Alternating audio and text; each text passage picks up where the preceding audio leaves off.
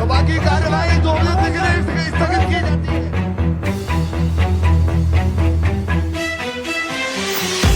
तो देखा आपने, ये है संसद भवन जो कि देश का सबसे सुरक्षित स्थान माना जाता है, लेकिन वहीं पे 4 दबंग ने कूद करके हंगामा कर दिया। वो भी उसी दिन जिस दिन 2001 में आतंकवादी हमला हुआ था संसद पे।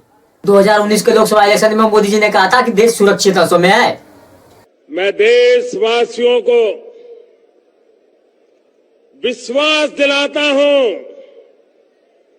कि देश सुरक्षित हाथों में है। हाँ, ये है सुरक्षित हाथों में। जब कार्यवाही चल रही थी तो अचानक ये दृश्य देखने को मिला। एक व्यक्ति अचानक से टेबल को क्रॉस करते हुए आगे बढ़ता हुआ नजर आया। जब देश का सबसे सुरक्षित स्थान संसद भवन ही सुरक्षित नहीं है तो हम लोग कहां सुरक्षित है। और संसद के बाहर भी मीडिया वालों का कुछ अलग ही नौटंकी चल रहा था। मैं दिखाता हूं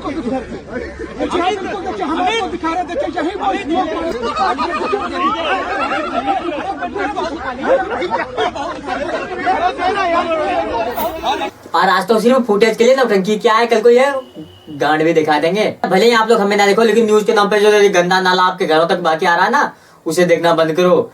मोदी जी की दलाली की कहानी यहीं तक नहीं है। दलाली का पूरा ऐसा उसके दिमाग में चल रहा है, आप खुद ही सुन लो। एक जगह से लेते थे, दूसरी जगह पे देते थे, बीच में जो भी दलाली मिले उससे गुजारा करते थे। ये हमारी छवि थी। खैर, अगर आपको पूछे कि बेरोजगारी में नंबर 1 राज्य कौन सा है तो फिर हरियाणा और पंजाब का ही नाम लोगे। लेकिन ये भी देख लो कि आखिर वहां का शिक्षा व्यवस्था कैसा है।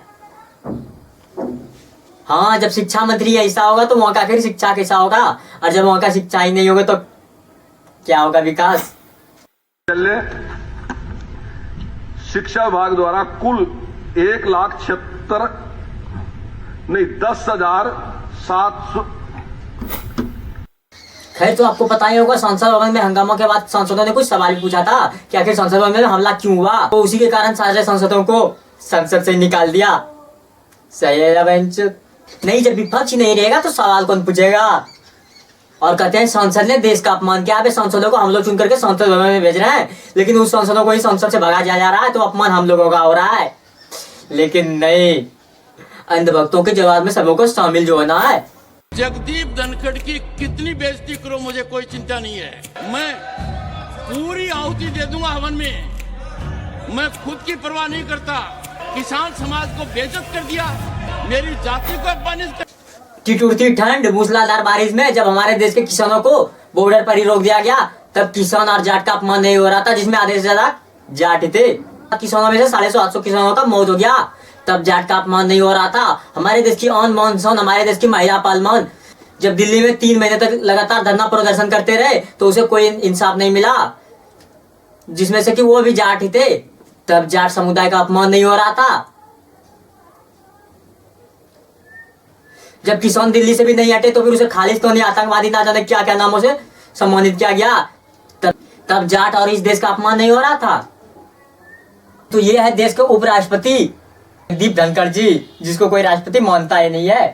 मैं आपको एक बात कहना चाहूंगा। क्या? 20वीं शताब्दी के महापुरुष महात्मा गांधी थे।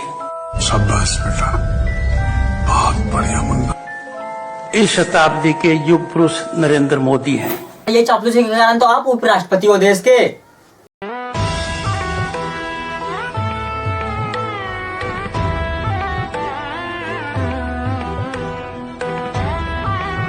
मर्यादा रखिए, थोड़ी मर्यादा रखिए। अबे शर्म करो अपने पद का और देश का।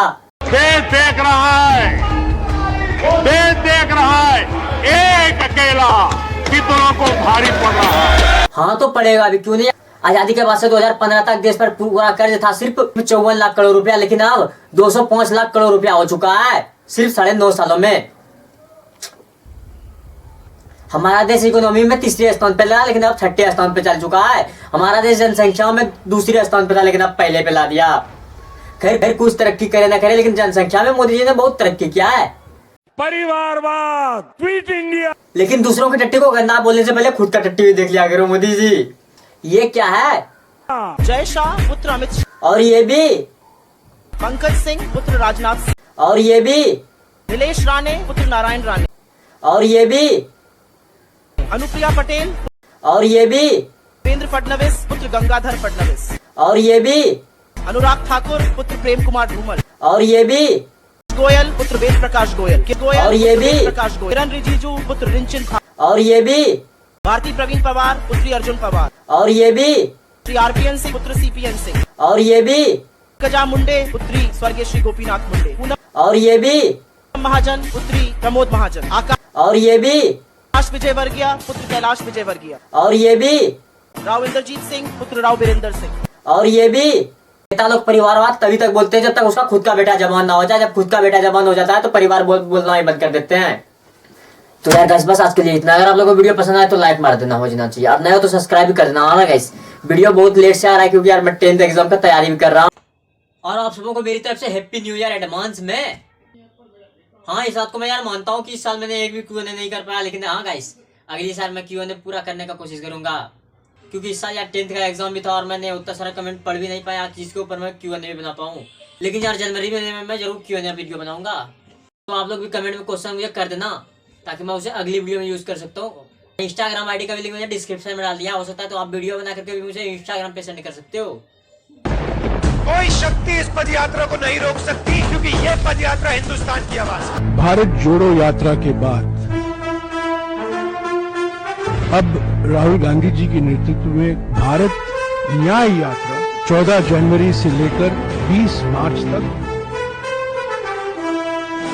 6,200 किलोमीटर लंबी भारत न्याय यात्रा 14 राज्यों से गुजरेगी। मणिपुर में शुरुआत होगी और यह समाप्त होगी मुंबई में।